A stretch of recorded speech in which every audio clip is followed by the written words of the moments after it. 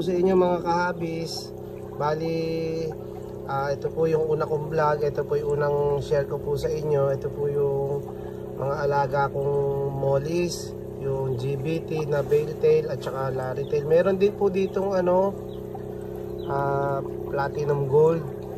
Bali, magto 2 months pa lang po ako sa hobby natin. So ayan po, na-share ko po sa inyo itong mga alaga ko. Bali, ito po yung mga breeder ko. Ayan po sila.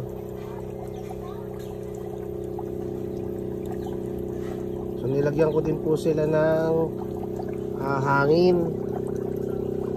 So ayan po. Bali, papakita ko naman po sa inyo mga kahabi yung mga iba ko pa pong alaga dito. Ito po yun, halos 2 months pa lang po ako mahigit nag-start. So hindi pa po talaga ako expert, nag-aaral pa rin po ako tungkol sa mollies. Bali, ito naman po yung golden zebra ko. Makikita nyo po may mga anak na po sila dyan. Bali, nilagyan ko lang po ng parang plastic tray. Tapos sa ilalim po nyan may mga lava rocks. So ayan po, may konting halaman. Tapos may hangin din po ako nilagay sa kanila. So ayan po yung isa sa mga una kong mga isda, yung golden zebra. Dito naman po sa gilid, sa tabi niya, meron din po akong red zebra.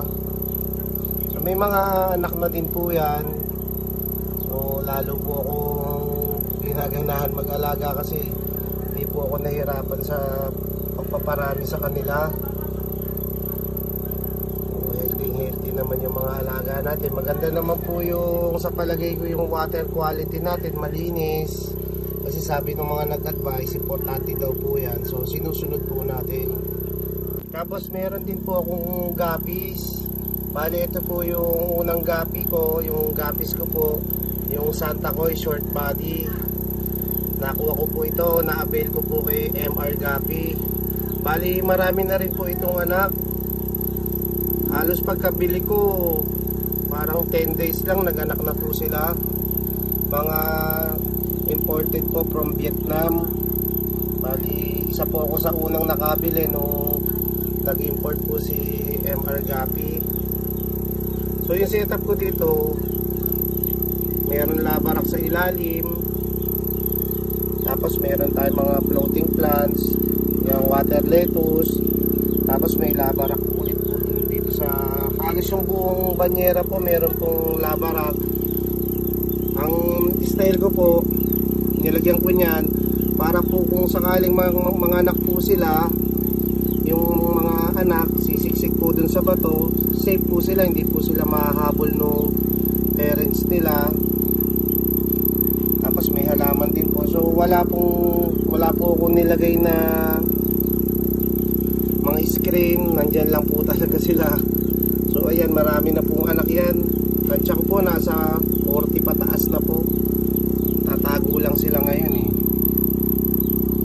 So ayan po yung guppies ko. So hanggang dito na lang po muna mga kahabi. Sana po ma-support nyo po yung channel natin.